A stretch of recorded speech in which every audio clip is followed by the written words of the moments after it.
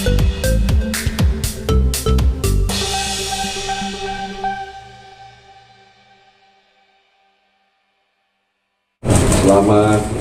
siang teman-teman media, salam sehat, Om Swastiastu, nama budaya, salam kebajikan.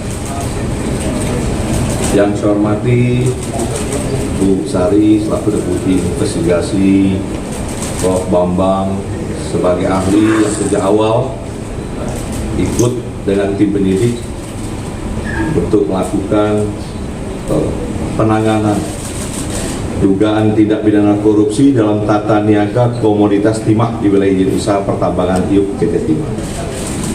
Jadi rekan-rekan semua, alhamdulillah hari ini sudah selesai perhitungan kerugian negara di perkara tindak pidana korupsi komoditas timah di Bangka Belitung.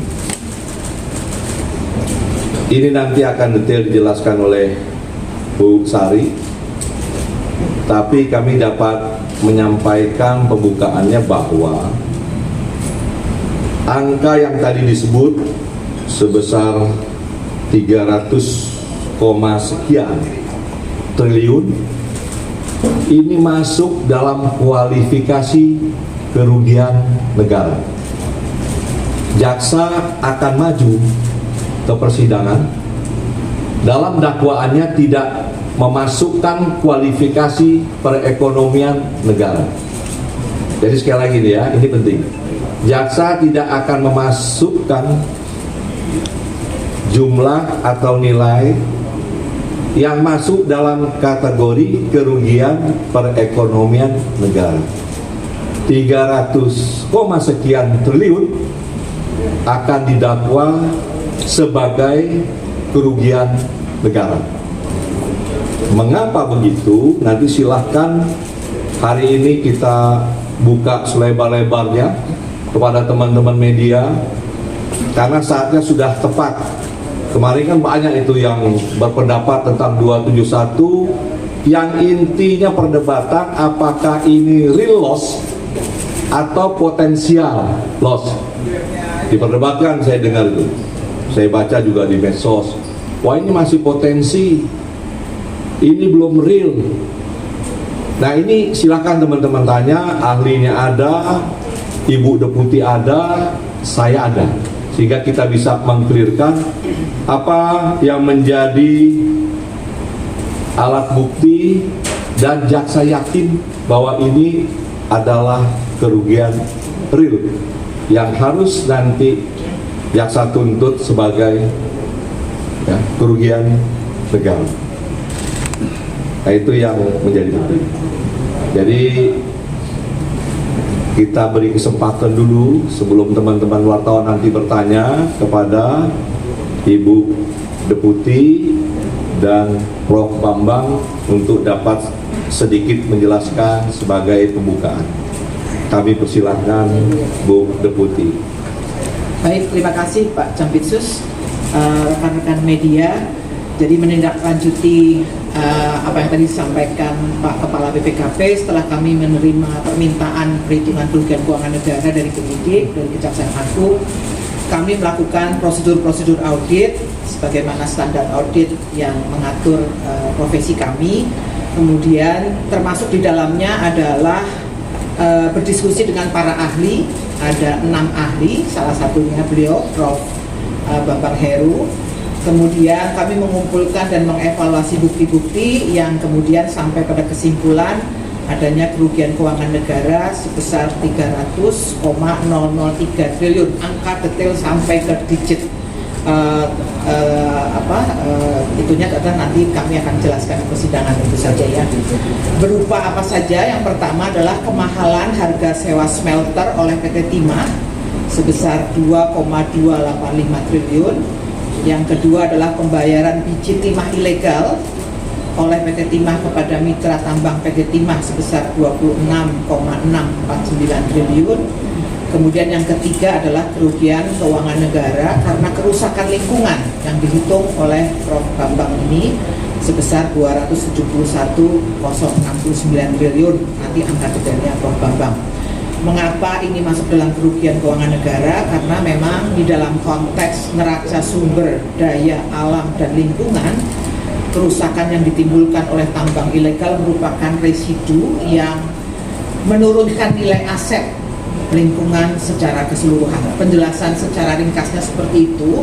Tentu saja detailnya nanti akan kami sampaikan di dalam proses persidangan, berkolaborasi dengan para ahli yang tadi sudah saya sebutkan, ada sekitar 6 ahli, salah satunya Profesor Bambang ini. Secara singkat, 3 kelompok kerugian seperti yang saya jelaskan, dan untuk 271,069 karena ada keahlian khusus untuk menghitungnya seperti apa, di mana itu adalah di luar kompetensi auditor, maka Prof. Bambang lah yang menghitung, karena kami adalah auditor dalam konteks keuangan negara. Tetapi untuk detail teknisnya bagaimana menghitung dampak kerusakan lingkungannya, maka monggo Pak Prof. Bambang melanjutkan. Silakan. Prof, silakan. Di sini juga bisa, di sana juga bisa. Baik, terima kasih Pak Jampitsus dan Bu Deputi. Bapak Ibu yang saya hormati, Assalamualaikum warahmatullahi wabarakatuh. Selamat siang. Menyambung seperti apa yang pernah saya sampaikan di press conference bulan Februari, kalau nggak salah, tahun 2024, maka sekali lagi kami ingin menegaskan bahwa dalam rangka untuk menghitung kerugian lingkungan seperti dipersyaratkan oleh Permen LH 7 2014, maka wilayah tersebut harus dibuktikan rusak secara saintifik. Untuk memastikan itu, maka kami melakukan legal sampling kepada area tambang timah ya, yang berada di Bangka Belitung. Jadi kami datangi, kami pengambilan sampel ya, termasuk ke contohnya itu misalnya dari yang tersisa itu, katakan misalnya hasil bongkaran mereka ke atas, kita ambil, disampling, disaksikan oleh penyidik, kemudian termasuk juga vegetasi yang di atasnya, ya, dan itu satu lokasi, tidak hanya satu titik, dan itu ada beberapa titik, gitu ya, baik yang ada di Bangka, Belitung maupun Belitung Timur. Dan kami lakukan itu pada wilayah representasi dari wilayah yang sudah terbuka itu. Jadi ada hasil perhitungan kemudian akhirnya terungkap di kawasan hutan itu tidak hanya di kawasan hutan produksi, ternyata juga ada di kawasan lindung, bahkan ada di dalam Taman Nasional. Nah, setelah hasil analisa laboratorium berdasarkan sampel yang kami ambil, ya, disaksikan oleh penyidik, tentu saja dengan berita acara dan sebagainya, maka dipastikan wilayah tersebut rusak. Nah, dari situlah kemudian kami tahu ya, ada wilayah yang di dalam kawasan hutan maupun yang di non kawasan hutan.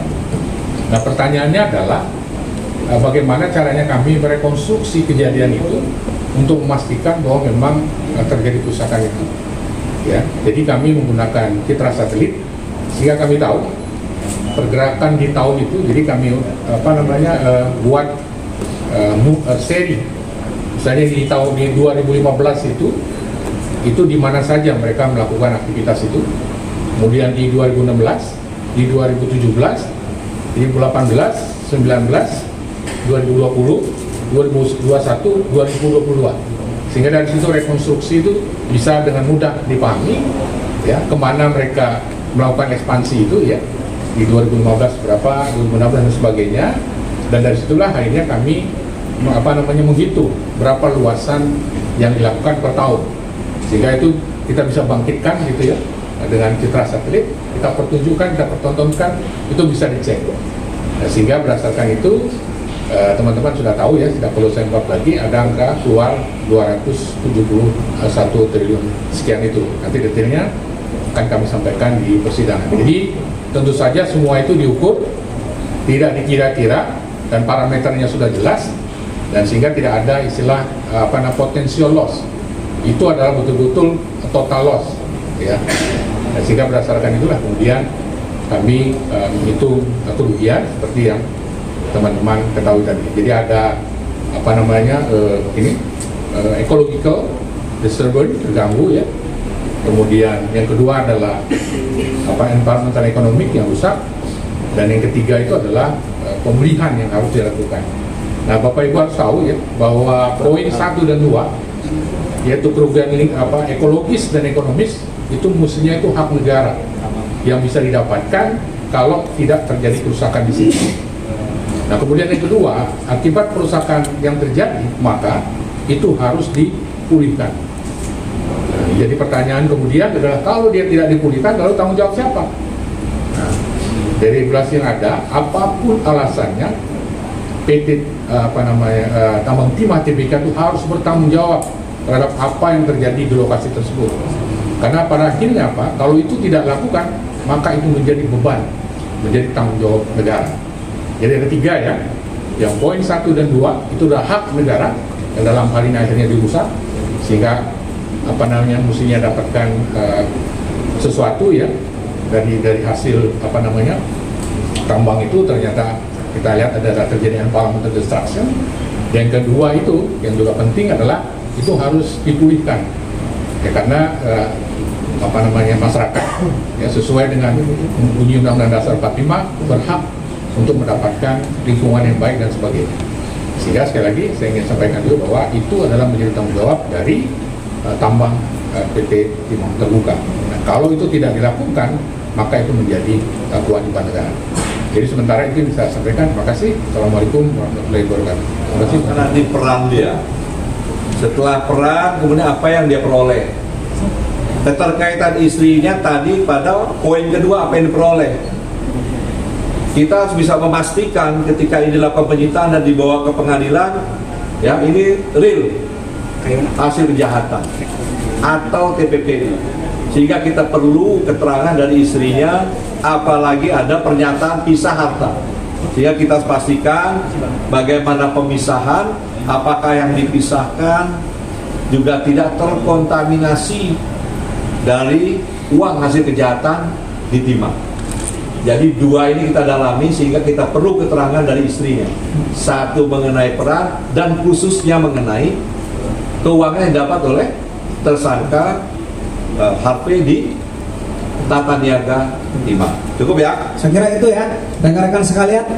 Sekian untuk press conference pada pagi hari ini dengan Bapak Jampisus, dengan Ibu Deputi dan Prof ahli dari IPB ya.